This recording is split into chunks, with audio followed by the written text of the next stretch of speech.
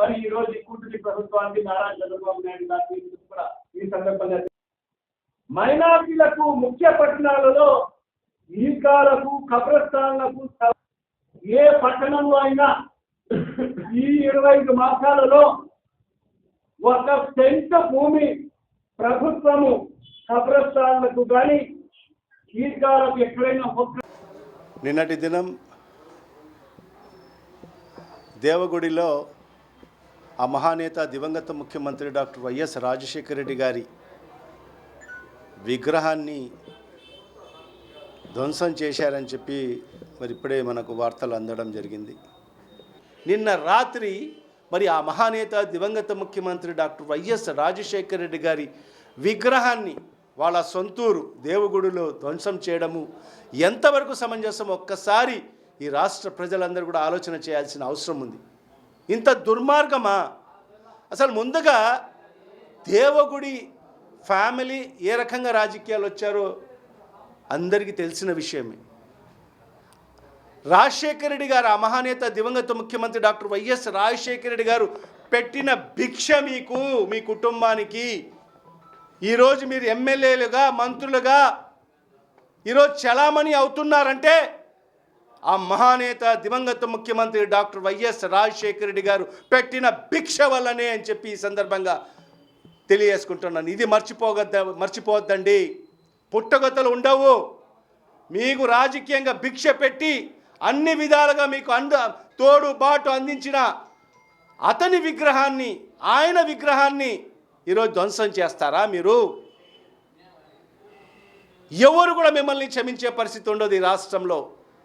రాజశేఖర రెడ్డి గారి ఏ ఒక్క అభిమాని కూడా మీకు క్షమించే పరిస్థితి ఉండదు. సామాన్యమైన ప్రజలు కూడా మిమ్మల్ని క్షమించరు.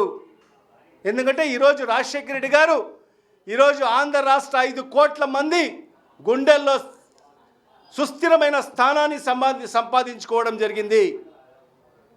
ఒక మంచి నాయకుడిగా, మంచి పరిపాలకుడిగా, ఒక మంచి ముఖ్యమంత్రిగా, మరీ ముఖ్యంగా రైతుల్లో ఈరోజు ప్రతి రైతు గుండెల్లో రాజశేఖర రెడ్డి గారు ఉన్నారు. ఆయన చేసిన సంక్షేమ కార్యక్రమాలు, రైతులకు అందించిన తోడుబాటు, గతంలో ఎప్పుడు ఏ ప్రభుత్వం ఏ ముఖ్యమంత్రి చేయనటువంటి సంక్షేమం ఆనాడు రాజశేఖర రెడ్డి గారు కేవలం 5 సంవత్సరాల కాలంలో చేసి చూపించాడు. ఒక ప్రజానాయకుడు ప్రజలకు ఏ అవసరాలు ఉంటాయో అవన్నీ కూడా చేసి చూపించిన నాయకుడు ఒక్క వైఎస్ రాజశేఖర రెడ్డి గారు మాత్రమే.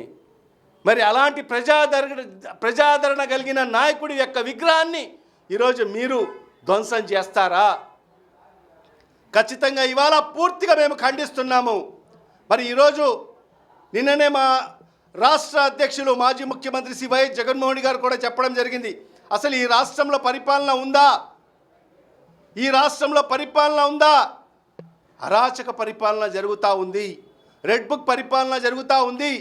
ఎప్పుడైనా మనం చూశామా ఇతర పార్టీలకు సంబంధించిన నాయకుల విగ్రహాలు ధ్వంసం చేసిన పరిస్థితి మనం గతంలో ఎప్పుడైనా చూశామా? గత 5 ఏళ్ళు మా ప్రభుత్వం ఉంది. ఏనాడైనా దివంగత ఎన్టీ రామారావు గారి విగ్రహాలను మనం ఎక్కడైనా చూశామా? ఎక్కడైనా ధ్వంసం చేసినట్టుగా? లేకపోతే ఇందిరాగాంధీ విగ్రహాలు ఉన్నాయి, రాజీవ్ గాంధీ విగ్రహాలు ఉన్నాయి. ఎవరైనా 5 ఏళ్ల కాలంలో ఎక్కడైనా విగ్రహాలు ధ్వంసం చేసిన పరిస్థితి ఎక్కడైనా చూశామా? మరి ఈ అరాచక ప్రభుత్వం వచ్చిన తర్వాత, ఈ కూటమి ప్రభుత్వం వచ్చిన తర్వాత చూశాం ప్రతి చోట రాజశేఖర రెడ్డి గారి విగ్రహాలను ధ్వంసం చేస్తున్నారు. మొన్నటికి మొన్న నంద్యాలలో నరి రోడ్డులో మరి రాజశేఖర రెడ్డి గారి విగ్రహంలో తలను నరికిన పరిస్థితి ప్రతి ఒక్కరు కూడా సోషల్ మీడియాలో చూశారు, లైవ్గా చూశారు. ఇంత దుర్మార్గపు పరిపాలన ఈరోజు ఈ రాష్ట్రంలో జరుగుతూ ఉంది. మరి శాంతి భద్రతలు కరువయ్యాయి. మరి ఈరోజు ఈ ప్రభుత్వం పోలీసులను అడ్డు పెట్టుకొని ఈరోజు పరిపాలన కొనసాగిస్తున్న పరిస్థితి స్పష్టంగా కనిపిస్తూ ఉంది. మరి నిన్న కూడా మనం చూశాం ఒక ప్రతిపక్ష పార్టీలుగా, ప్రతిపక్ష ఎమ్మెల్యేలుగా, మాజీ శాసనసభ్యులుగా, ఎమ్మెల్సీలుగా మరి ఆ ప్రాంతానికి మనం పర్యటిస్తామంటే అది ఏదన్నా పాకిస్తాన్లో ఉందా? లేకపోతే అక్కడ పర్యటించకూడదని ఏదైనా నిషేధాలు విధించి ఉండారా?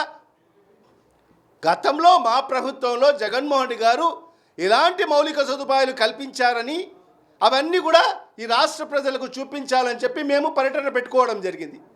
మరి రేపు 3వ తేదీ ముఖ్యమంత్రి గారు వస్తున్నారు. మేము మా పర్యటన 1వ తేదీ పెట్టుకోవడం జరిగింది. దాన్ని ఏ విధంగా మీరు అడ్డుకుంటారు? వందలాది పోలీసులను పెట్టి మోహరించి మీరు ఇక్కడి నుంచి ఒక్క అడుగు కూడా ముందుకు వేసేదానికి వీలు లేదు అని చెప్పి ఏ రకంగా మమ్మల్ని నిర్బంధించారో మీరందరూ కూడా సాక్షులు అని చెప్పి కూడా ఈ సందర్భంగా తెలియజేసుకుంటున్నా.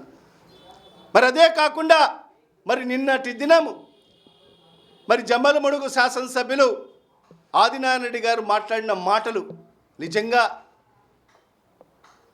సభ్య సంస్కారం లేని మాటలు. నిజంగా ఒక ఎమ్మెల్సీని, శాసన మండలి సభ్యుడిని పట్టుకొని చెప్పుతో కొట్ట అంటే నిజంగా ఈరోజు కూటమిలో ఉండే వాళ్ళ అధినాయకుడి కాడ నుంచి మరి కింది స్థాయి వరకు కూడా ఈరోజు వాళ్ళ ఫ్రస్ట్రేషన్ లెవెల్స్ పెరిగిపోయాయి. సీనియర్ నాయకులు మీరు, మీకు రాజకీయ భిక్ష పెట్టింది రాజశేఖర రెడ్డి గారు, వాళ్ళ కుటుంబం. ఇది మర్చిపోవద్దండి. ఎవరైనా అన్నం పెట్టిన వానికి మర్చిపోతే పుట్టుగతులు ఉండవు. ఈ రాష్ట్రంలో ప్రజలు మిమ్మల్ని సమాధి చేసేదానికి సిద్ధంగా ఉన్నారు. ఈ జిల్లా ప్రజలు సమాధి చేస్తారు రాజకీయంగా మీ కుటుంబాన్ని. మరి ఈ రకమైన మాటలు మాట్లాడొద్దండి ఇంకొకసారి. ఖచ్చితంగా తస్మాత్ జాగ్రత్త, ఖబర్దార్.